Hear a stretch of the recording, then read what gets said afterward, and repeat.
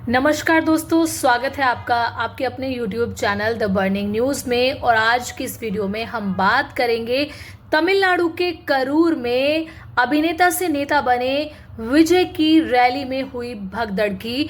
और आपको बता दें कि इस भगदड़ में करीब 39 लोगों की मौत हो चुकी है और जिनमें से 30 लोगों के शव जो हैं वो परिवार वालों को सौंप दिए गए हैं। तो आज हम इस वीडियो में आपको सिलसिलेवार तरीके से बताएंगे कि आखिर उस दिन क्या हुआ। शनिवार की शाम को बताया जा रहा है कि टीवीके की जो रैली थी उसमें 10,000 लोगों के आने की संभावना थी और इतने की ही परमिशन मिली थी, लेकिन विजय अपनी रैली में देर से पहुंचे। उस दौरान भारी संख्या में भीड़ वहां इकट्ठा हो गई जो उस रैली में हिस्सा लेने के लिए आई थी, या कुछ लोग अभिनेता विजय को देखने आए थे।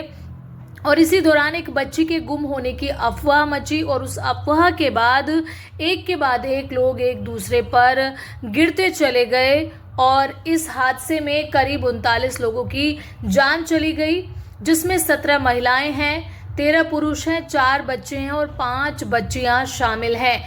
और इस भगदड़ के बाद प्रधानमंत्री से लेकर राष्ट्रपति और बीजेपी के स्थानीय नेताओं ने सबने शोक व्यक्त किया है। हर किसी ने इस मामले पे अपना दुख जाहिर किया है। तो सबसे पहले हम बता देते हैं कि ये कितने बजे उनको विजय को उस रैली में आना था। विजय को 7:40 पर आना था, लेकिन उनके आने में जो है वहाँ देरी हुई, जिसके चलते भीड़ बेकाबू हो गई। और इसके बाद जब भगदड़ मच गई तो जो घायल हैं उन्हें अस्पताल पहुंचाया गया, लेकिन तब तक 39 लोगों की जो है वो मौत हो चुकी थी। इस मामले के बाद जो है राजनीति भी तेज हो गई है और सभी नेता इस पर अपना दुख जाहिर कर रहे हैं। प्रधानमंत्री नरेंद्र मोदी ने भी इस हादसे पर दुख जाहिर किया है और उन्होंने कहा है कि तमिलनाडु के करूर में एक राजनीतिक रैली के दौरान हुई दुर्भाग्यपूर्ण घटना बेहद पीड़ादायक है। प्रधानमंत्री नरेंद्र मोदी ने मृतकों के परिवार के प्रति संवेदना जताई है और उन्होंने कहा है कि मैं ईश्वर से कामना करता हूं कि उन्हें ये दुख झेलने की शक्ति दे।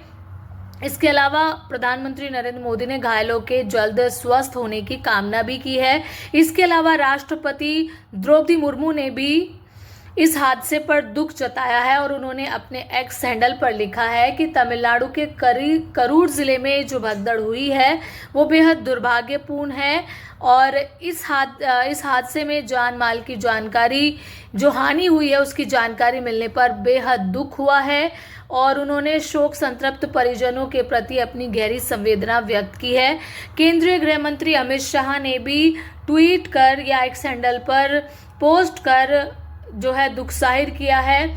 उन्होंने भी संवेदना जताई है मृतकों के परिवार के प्रति और इस हादसे में मारे गए लोगों के प्रति। साथ ही उन्होंने कहा है कि जो घायल हुए हैं उनके जल्द स्वस्थ होने की मैं कामना करता हूं। बीजेपी के तमिलनाडु अध्यक्ष के अन्नामलाई ने करूर में विजय की रैली के दौरान हुई भगदड़ को लेकर भी डीएमके पर तीखे हमले बोले हैं और उन्होंने इस हादसे को चिंताजनक करार दिया है।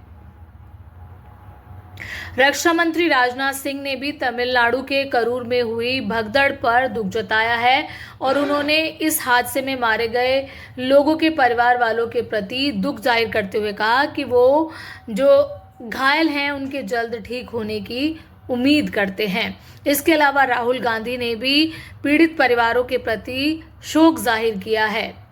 रजनीकांत जो अभिनेता हैं साउथ के, उन्होंने भी अपना दुख जाहिर किया है और उन्होंने कहा है कि जो ये घटना हुई है वो बेहद दुखद है। और प्रियंका गांधी ने भी तमिलनाडु में हुई हादसे पर दुख जाहिर करते हुए कहा है कि जो लोग अपने परिजनों को खो चुके हैं उनके प्रति उनकी भी गहरी संवेदना है।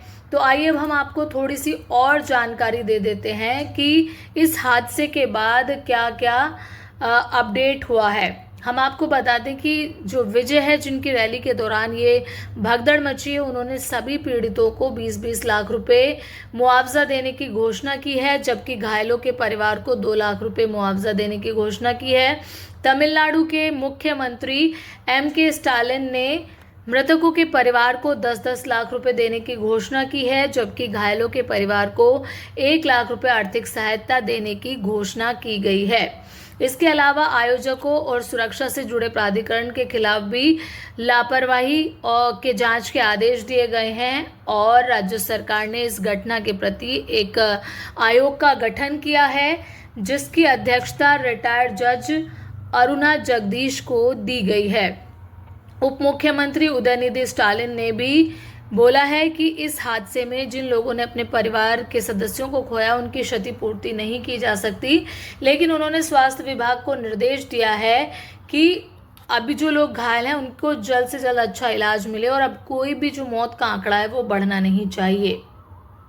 और इस मामले में अब तक की कार्रवाई के दौरान करूर पुलिस ने टीवीके के जिला सचिव वीपी मथुरजुहन समेत करूर पुलिस ने टीवीके के जिला सचिव समेत कई लोगों पर एफआईआर दर्ज की है। विजय के घर की सुरक्षा को बढ़ा दिया गया है और जांच आयोग का गठन हो चुका है। मेडिकल सहायता दी जा रही है, शवों को हस्तांतरण किया जा रहा है।